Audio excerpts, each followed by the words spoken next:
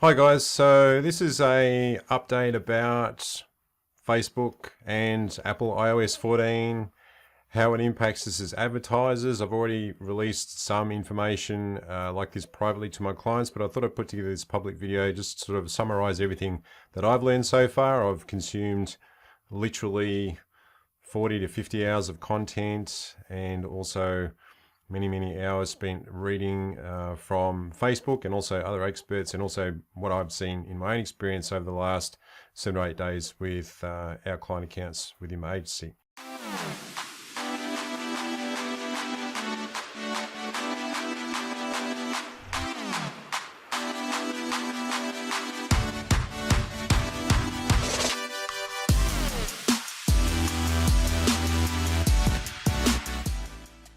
So I've got some notes here. So the first thing is, just to recap for those who don't know much about what's happened, is that Apple has released an update with iOS 14, which means that when you open up any app from the App Store, once you're updated, then you have to opt in for data sharing. So that is going to affect Facebook. So a lot of people use the Facebook app on their phone. So when they open that up, they'll get the question, do you want to share data with Facebook or something along those lines it'll be. And people can say yes or say no. Now, a lot of people think, when I say a lot of people, there's been a lot of people saying lots like this is the end of the world.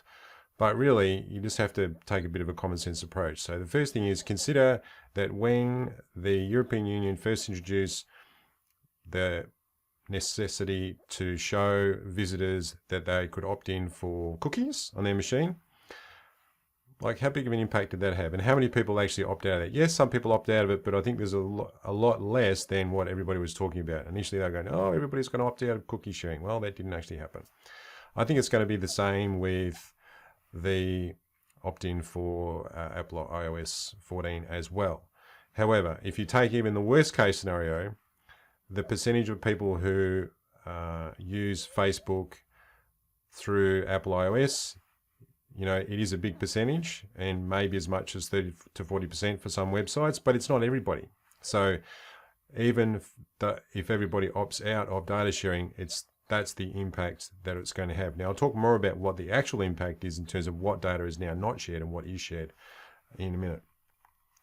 So what are some of the things that have changed? Well, obviously the opt-in message is one. That's what's changed. Now, from the advertiser point of view, Facebook has introduced some other changes. So the first thing is to do with attribution. So previously, the maximum attribution used to be 28-day click and 1-day view. So that means that if somebody actually clicked on your ad and they ended up purchasing something, you would be able to see that purchase tracked in the Facebook Ads Manager up to 28 days later.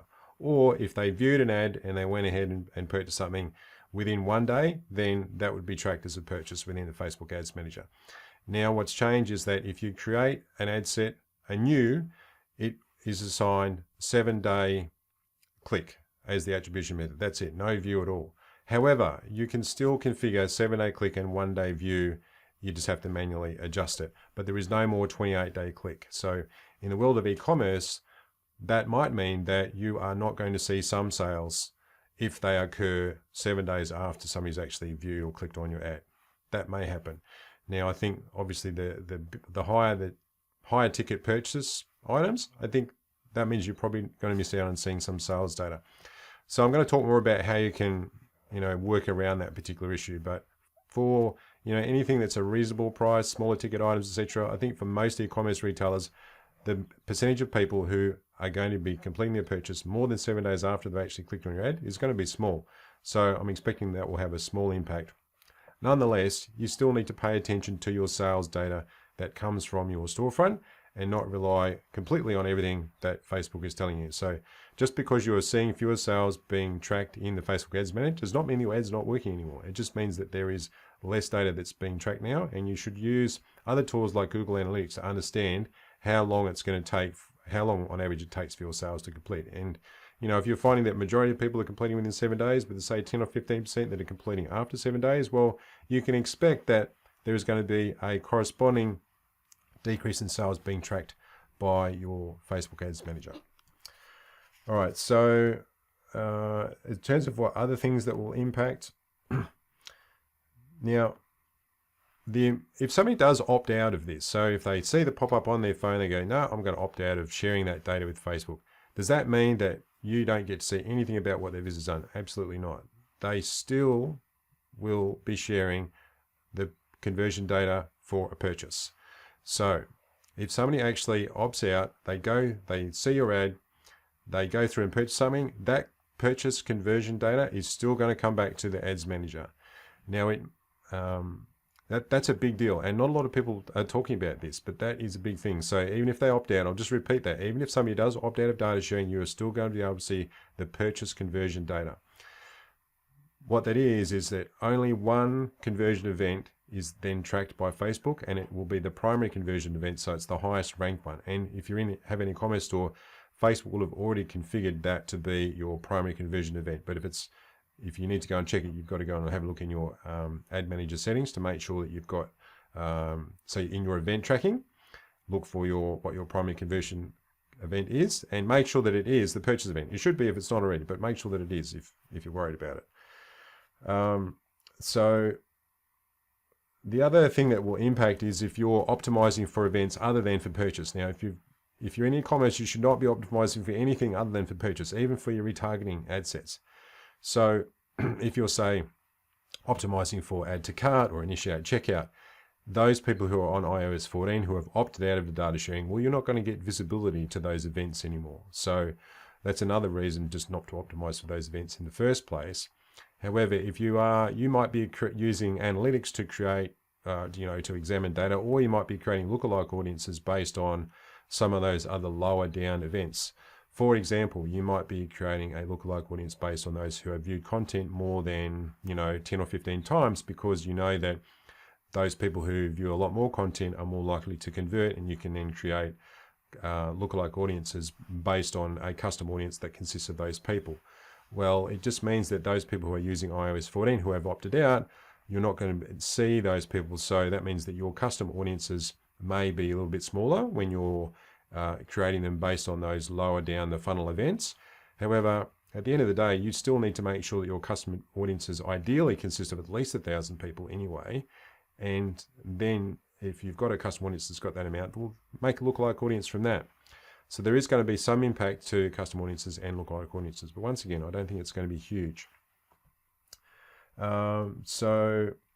Just the other note is that this is only currently impacting people who use Apple devices, so iOS 14, and people who have actually updated and upgraded to the latest and greatest version. It doesn't impact other platforms at this stage. Now, it may impact them in the future, that's true, but at this stage, it's only for those who are on iOS 14. So, coming to the final part of what I wanted to say was, what can you do about this? So what can you do to help get better reporting? So number one, you can use a thing called UTM tracking. So basically, you can add a tag to all of your ads, which will then allow you to, and so include campaign data, the ad set data, the ad that it was for, the referral medium, which is Facebook, of course, so that you can see some more information in your Google Analytics console. Now, this might be useful, bearing in mind that even Google Analytics itself still uses sample data. So when you look at any data in Google Analytics over, say, a week or a month, it will tell you that it's using, such X percentage of sample data. It might be only 30%. So you've still got to make a guesstimate as to what the real number is. So if you're seeing, okay, over the last 7 days, we've had 120 conversions, but the sample is 30%, well, you're going to then need to multiply by 3.3, and then it gives you an estimate as to how many you actually got. So the other thing that you can do is you can implement using the Facebook Conversions API. The ability to take advantage of the Conversions API is already built in to the Facebook sales channel. So you've just got to enable the advanced tracking, and that will turn on the Conversions API for you already. So what is that? It just means that rather than relying on the pixel or data being blocked when people have ad blockers turned on, you're going to be sharing the data directly from your Shopify storefront. Now at this stage, the only thing that is shared is purchase conversion event. However, Facebook is going to be introducing additional events into their API tracking, and I imagine that will mean that you'll be able to also track things like add to cart, initiate checkout, etc. events directly from your storefront and send that data directly to Facebook without having to rely on Pixel or anything else. So that's a big thing that's coming. You can see that Facebook are already making changes to work around these new issues with the iOS 14 update, and also just with ad blockers in general. And the last thing is, you could use a third-party solution. Now, there are third-party solutions around that already utilize the conversions API, and you just have to Google for those. There's a few around, and they will allow you to more accurately track, which of your ads and ad sets are providing conversions. It'll give you instantaneous information to see what is actually converting and what's not, rather than having to wait, especially with the new 24 to 48 to 72 hour delays with conversion tracking data making it back to the ads manager. And if you are spending a lot of money, across different channels, well, a commercial solution might be a good idea for you as well. So that's all I've got for today's video. Just to recap, so iOS 14 updates here, that's going to be impacting just those who use iOS 14, obviously. It means that you are going to miss out on some activity data that the users provide, but not purchase data. So the purchase data will still be coming through, even from those people who opt out of sharing data from their Apple devices. As far as how that will impact 48 to 72 hour delay in reporting, some of that other lower down the funnel conversion data is not going to make it back to Facebook, so that might impact the number of people that will be in your conversion, in your custom audiences and lookalike audiences. However, not as big a deal as what everybody has been talking about. Ways you can work around it: utilize UTM tracking, utilize the Facebook conversion API, and have a look at, if you are a big advertiser, have a look at some third-party options that also utilize the conversion API. And keep in mind that Facebook is going to be adding other events to their conversion API so that you can send data directly to Facebook other than purchase. They're going to be adding in other ones later on. So that's all I've got for this video. If you have any questions or comments or anything else that you'd like to add, look, I'd really appreciate your feedback. Drop it into the comment below. Also, if you are wanting assistance with your Facebook campaigns or with your advertising, we are currently providing free strategy sessions to people who've got e-commerce websites. Now, if you aren't actually up and running and getting sales, please don't book one of these calls, because time is precious for everybody. However, the calls are free, they're absolutely no obligation, and we will actually take a look at what you're doing with your business and walk you through how you can improve what you're currently doing to get better results in 2021.